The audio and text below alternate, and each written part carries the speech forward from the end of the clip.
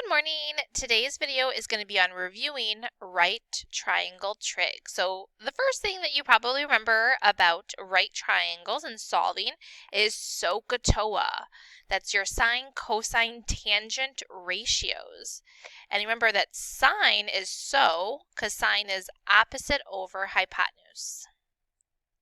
Opposite over hypotenuse. And then the the C-A-H, is cosine, is adjacent over hypotenuse. And then your TOA is tangent, is opposite over adjacent. We are going to be continuing with those trig ratios. We're going to be using all of those. Another part of right triangle trig that we want to review from last year is our special rights patterns. These can come up in problems, so we just want to review. So remember, if you have a 45, 45, 90 special rights triangle, this is S and this is S because remember, it's an isosceles right triangle. Those sides are congruent. So if this is S, this is also S. And then your hypotenuse is S root 2, side, side, side root 2. And then your other special rights pattern was 30, 60, 90. We look at the side across from the 30 is L, across from 60 is L root 3, and across from 90 is 2L. Now I used S's and L's, but it does not matter what the variable is because it's all about the pattern that you're applying to those problems. If we have two examples over here, we're going to go ahead and fill in our missing pieces. We first see that this is 30.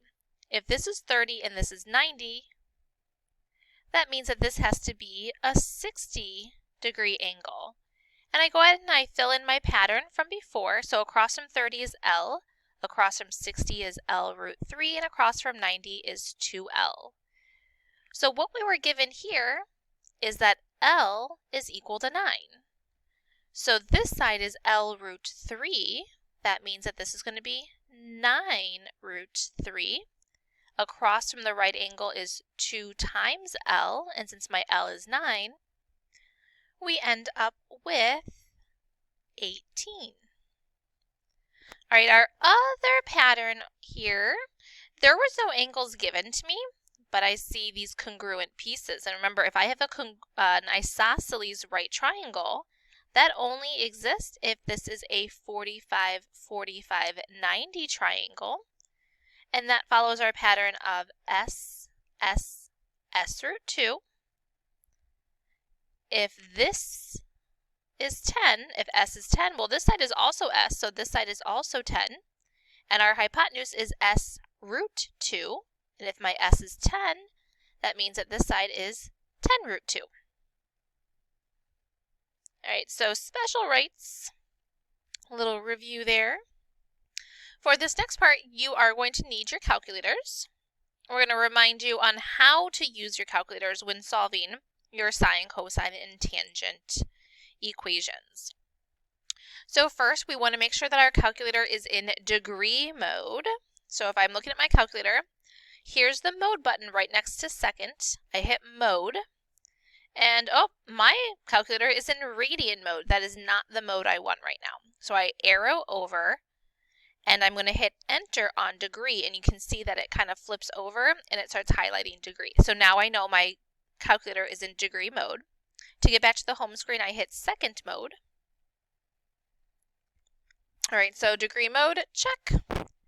Don't forget the setup of a trig function. The trig function is whatever your trig function is, so sine, cosine, tangent, of the angle. So the angle goes inside of those parentheses, and then it's the corresponding side ratio. So whatever sides you're looking at, depending if it's sine, cosine, or tangent.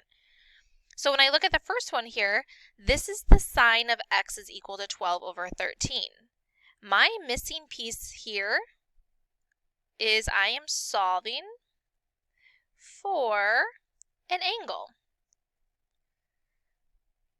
Because remember, it's sine, or your trig function, of the angle measure. So what I don't know is the angle. That means I'm using inverse trig. That means I am using not the sine button, but the sign to the negative first button in your calculator. So in your calculator, you're going to hit sign negative first of that ratio. So we'll see where that is. On our calculator, see how we have the sine, cosine, tangent, the big buttons? But if you look right above sine, there's sine to the negative first. So I have to hit second sine, and then I type in that ratio, 12 divided by 13. And we've got 67.38. 67.38 degrees is the rough measurement of that angle. And our next one, we've got cosine of 47 is equal to x. Here's the location of our x this time. That means that we are solving for a side. We only use inverse trig when we're solving for an angle measure. So now how do I isolate that? Right now it's x divided by 10, so I want to get rid of the 10 so that I get x by itself. Since I'm dividing by 10, to move the 10 to the other side, if you remember this from last year, you multiply both sides by 10. So we get x is equal to 10 times the cosine of 47. So we go to our calculator, 10 times the cosine of 47 degrees, because 47 is our angle measure, and we get about 6.82. That 9 is going to make that round to a 2.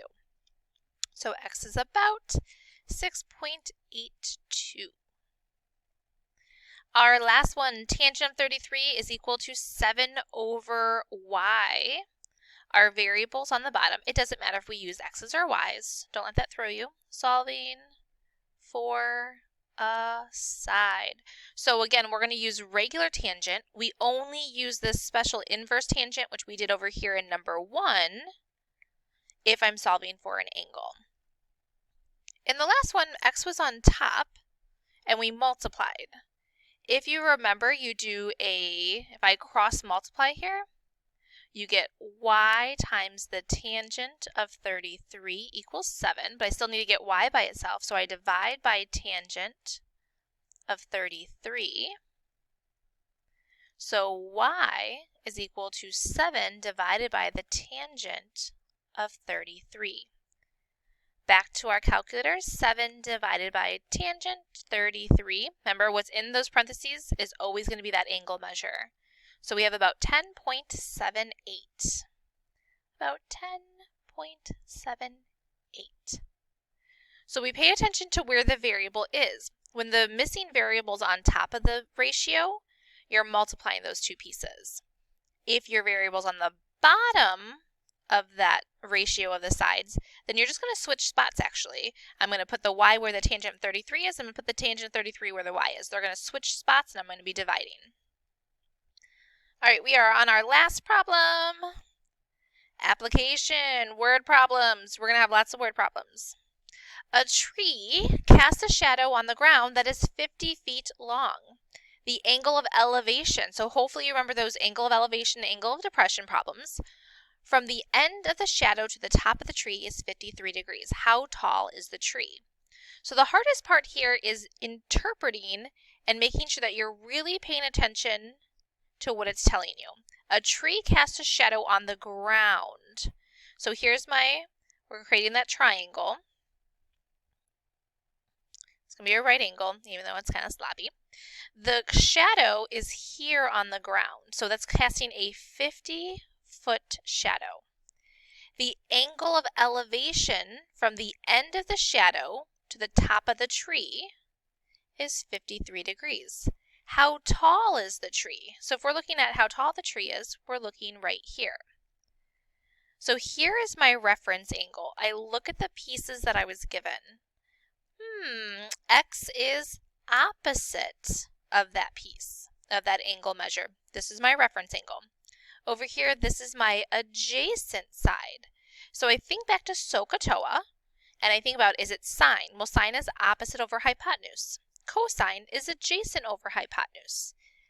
Tangent of my angle is opposite over adjacent.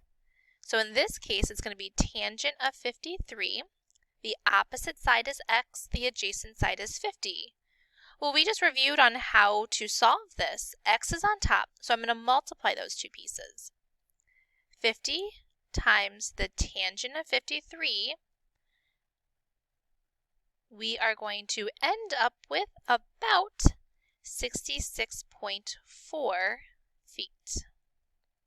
All right, I hope that brought back very good memories from geometry and your trig. We are done.